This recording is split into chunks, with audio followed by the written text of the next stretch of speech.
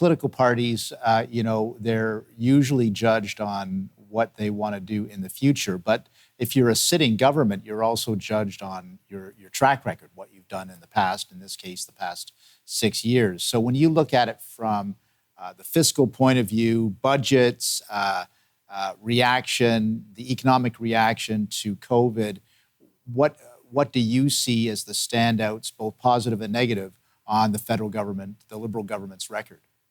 Well, frankly, first off, with COVID, we were way behind the curve initially because we did not have enough vaccines to deal with everybody. So the scheduling thing, that was a mess up in the part of government. The spending of money and throwing money around has been far beyond what has been required. I was interested. I got home the other night and I see I got a letter there. The federal government's going to send me $500 and my wife $500 because we're over 65 years of age. My wife will be mad at me for even saying that, but that's nice, but I don't need it. And most people over 65, we're not in too bad shape. Like, I mean, we're the generation that very often own our homes and everything else. So it is kind of taking from younger people to give it to us old guys. I don't know that that's anything other than a vote buying exercise. Yeah, it used to be that you'd get a bottle of liquor, and that's how you'd buy the vote. So the cost has gone up over the years, I suppose. Yeah, indeed.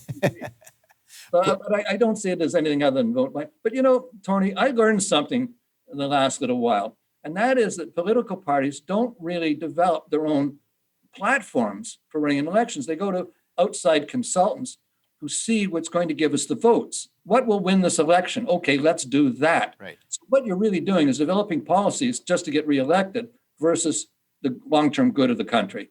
And that's a new revelation for me, even in my advanced years. Now, we just have under a minute left. Maybe this will go over to the next segment. But the Conservative Party of Canada, to my knowledge, it's the only one that's done this so far, has released a 160-page platform.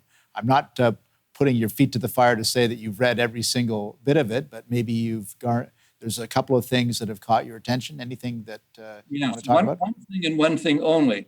If it's 160 pages, you're lying to me. That's all I need to know. Why doesn't the government or the Conservative Party have 5 or 6 or 7 target policies that they think is important? And just give us that we can look at. This is what they stand for. This is what they believe, and this is what they're going to do. The rest, the fill-in is all there. But if you're giving me 160 pages of feel-good nonsense, I don't read fiction. I only read nonfiction.